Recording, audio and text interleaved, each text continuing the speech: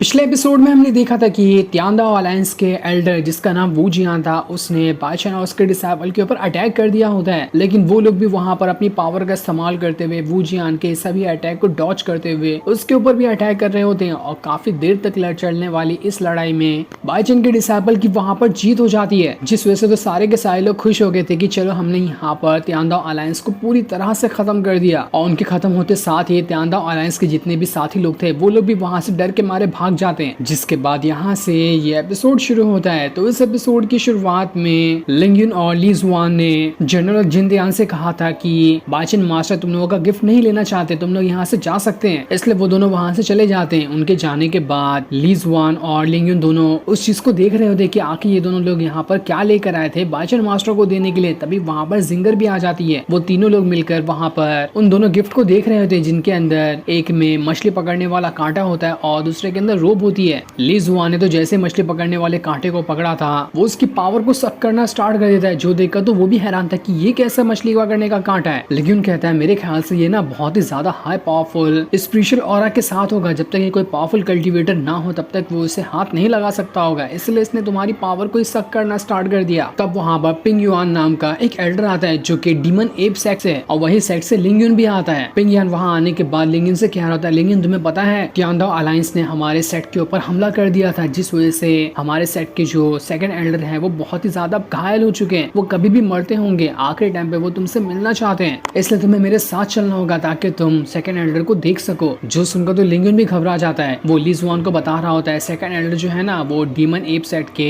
King है, उन्होंने मुझे अपने बेटे की तरह पाला था। माना कि वो मेरे फादर नहीं लेकिन हम दोनों में फादर और सन जैसा रिश्ता है, इसलिए मुझे एक बार वहां पर जाकर देखना होगा कि क्या वो ठीक है, क्योंकि अगर मेरे जाने से पहले उन्हें कुछ हो गया तो मैं अपने आप को माफ नहीं कर पाऊंगा। ये सुनकर ली जुआन कह रहा था अगर ऐसी बात है तो ठीक है, मैं भी तुम्हारे साथ चलूंगा, क्योंकि अगर रास्ते में कुछ गड़बड़ हुई तो मैं तुम्हें सपोर्ट करने के लिए तैयार रहूंगा। जो सुनकर जिंगर भी कह रही होती तो मैं यहाँ पर बैठ के अचार डालूंगी, मैं भी तुम्हारे साथ चलती हूँ। हम तीनों यहाँ से डीमन एप सेक्ट में जाते हैं ताकि सेकंड एल्डर से मिल सके। पिंग युआन कहता है अगर ऐसी बात है तो ठीक है, चलो मैं तुम तीनों को यहाँ से डीमन एप सेक्ट में ले जाता हूँ। जिसके बाद पिंग युआन ने उन तीनों को डीमन एप सेक्ट के सेकंड एल्डर के महल के अंदर लेकर आ गया होता है। लेकिन वहाँ आने के बाद तो किसी को भी सेकंड एल्डर दिखाई नहीं दे रहे थे, वो पूरा का पूरा महल खाली होता है। वो लोग जैसे ही पिंग युआन से सेकंड एल्डर के बारे में पूछते हैं, पिंग युआन कहता है अभी मैं लेके आता हूँ सेकंड एल्डर को यहाँ पर। जिसके बाद तो उसने अपनी पावर का इस्तेमाल करते हुए सेकंड एल्डर को वहां पर लेकर आ गया था, जिसे उसने बंदी बनाकर रखा होता है। वो तो यहाँ पर लिंग युन और बाकियों को बेवकूफ बनाकर ले आया। उसका तो यहाँ पर अलग ही प्लान चल रहा था। वो सेकंड एल्डर को मारने के बाद इस पूरे के पूरे डीमन एज सेट पर अपना कब्जा करना चाहता है। ये देखकर तो लिंग युन और बाकी लोग एकदम ज्यादा हैरान रह जाते हैं कि आखिर इस पिंग युआन ने ऐसा क्यों किया। इसलिए वो लोग अपनी पावर का इस्तेमाल करते हुए पिंग युआन के ऊपर अटैक करने की कोशिश करते हैं, लेकिन पिंग युआन भी उनके ऊपर अटैक कर देता है जहां दोनों का अटैक बराबर लग रहा था। इस वजह से किसी को भी यहाँ पर ज्यादा चोट नहीं लगती। लेकिन यहाँ पर पिंग युआन से कह रहा था तुम्हें पता है ना कि तुम सेकंड एल्डर के कितने खास थे, अगर उन्हें कुछ हो जाता तो उसके बाद ये पूरा का पूरा सेट तुम्हारे ही हवाले में आने वाला था। लेकिन तब भी तुमने यहाँ पर ऐसी हरकत करके अपनी औकात दिखा दी कि तुम यहाँ के सेट के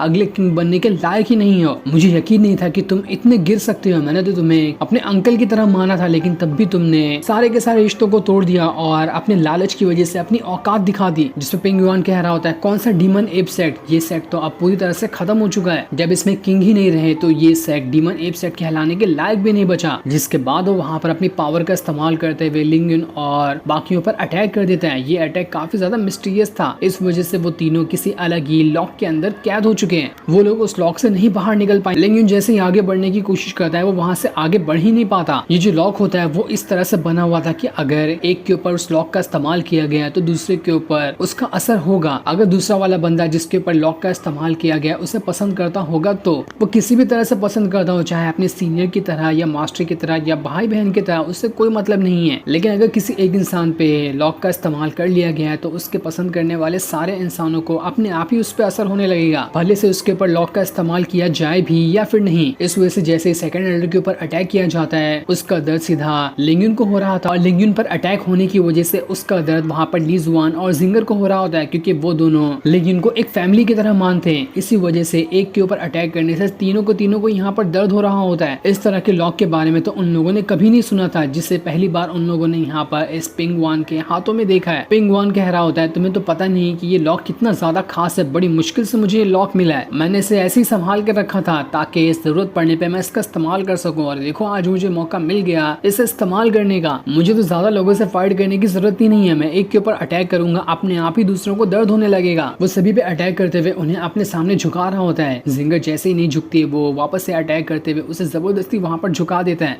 ताकि सारे के सारे लोग उसके कदमों में पड़े रहें। और झुकाने के बाद वो उन सभी के ऊपर लगातार अटैक पे अटैक किए जा रहा था, जिस वजह से उन तीनों की हालत वहां पर बहुत ज्यादा खराब हो चुकी होती है। अगर यहाँ पर बाइचन आकर इन्हें नहीं बचाए तो ये लोग मारे भी जा सकते हैं। दूसरी तरफ बाइचन जैसे ही चेस का गेम उस मास्टर के साथ खेल रहा होता है कि तभी वहां पर उसकी सिस्टम कहती है तुम्हारे तीनों डिसाइपल मुसीबत में है, इसलिए मैं तुम्हें डीमन एप सेट में ले जा रही हूँ। जिसके बाद तो उसने एक ही सेकंड के अंदर बाइचन को उस चेस गेम के साथ साथ सेकंड एल्डर के महल के अंदर पहुंचा दिया था। ये देखकर तो बाइचन भी हैरान रहता है कि अरे मैं अचानक से यहाँ पर कैसे आ गया। तब बाइचन को देखकर पिंगवान कह रहा होता है अच्छा तो तुम ही बाइचन हो ना जिसने पूरे के पूरे तियांदाओ अलायंस को खत्म कर दिया। पूरा तियांदाओ अलायंस अब पूरी तरह से बर्बाद हो चुका है, इसलिए मैं तो तुम्हें यहाँ पर नहीं छोड़ूंगा। क्योंकि सारे लोगों को लगता था कि मैं डीमन एप सेट का एक डिसाइपल हूँ और यहाँ का मास्टर भी हूँ, लेकिन असल में तो ये बात गलत है। मैं तियांदाओ अलायंस का ही एक मेंबर हूँ और एक जासूस की तरह मैं डीमन एप सेट में रह रहा था करीब 10 सालों से। 10 साल मैंने किस तरह से मुसीबत के साथ गुजारे हैं यहाँ पर, और 10 साल बाद जब मेरे रिटायरमेंट का टाइम आया कि मैं यहाँ से निकल कर वापस से तियांदाओ अलायंस में चले जाऊंगा, तो इस बाइचन ने मेरे पूरे की पूरे तियांदाओ अलायंस को ही बर्बाद कर दिया। इसलिए मैं आज ना ही बाइचन को छोड़ूंगा ना ही उसके डिसाइबल को छोड़ूंगा। मैं सारे लोगों को खत्म कर दूंगा और इस डीमन एप सेट पर ही अपना नया घर बनाऊंगा और यहीं पर राज करूंगा। देखता मुझे यहाँ पर कौन रोक सकता है। जो सुनकर तो लिंगुन भी हैरान था कि हमने तो यहाँ पर आस्तीन के सांप को पाल रखा था, हमें क्या पता था कि ये पिंगवान तियांदाओ अलायंस का जासूस निकलेगा। अगर पता होता तो कब का इसे बाहर निकाल कर फेंक दिया गया होता। पिंगवान जैसे ये डिसाइपल के ऊपर अटैक कर रहा होता है, बाइचन के मास्टर को भी वहां पर तकलीफ होने लगती है क्योंकि वो सभी डिसाइपल को अपने ही डिसाइपल की तरह मानता था। जो देखकर तो सारे डिसाइपल कह रहे होते हैं मास्टर आपका बहुत बहुत शुक्रिया, आज हमें इस लॉक की वजह से पता चल गया कि आप हमसे कितना ज्यादा प्यार करते हैं। लेकिन बाइचन को तो वहां पर कोई तकलीफ नहीं हो रही थी क्योंकि उससे अपने डिसाइपल से कोई मतलब नहीं है। वो तो वैसे भी उनसे नफरत करता है, लेकिन यहाँ पर किसी को शक ना हो जाए वो भी नाटक कर रहा होता है कि नहीं नहीं मुझे भी बहुत ज्यादा दर्द हो रहा है, तुम लोगों की अटैक की वजह से तो मैं अपने दर्द को बर्दाश्त भी नहीं कर पा रहा। जिसके बाद पिंगवान जो होता है वो लिंगुन को पकड़कर उसे जोर जोर से गुदगुदी लगाना शुरू कर देता है। वो उसे इतना जोर से गुदगुदी लगाना था कि उसकी वजह से पीछे जितने भी लोग होते हैं उन सभी को भी गुदगुदी होने लगती है। वो लोग जोर जोर से हंसना शुरू कर देते कि बस करो हमारी यहाँ पर जान निकल जाएगी, अब हम और ज्यादा गुदगुदी बर्दाश्त नहीं कर सकते। लेकिन पिंगवान तो सुनने के लिए बिल्कुल भी तैयार नहीं था। वहीं इस चीज से तो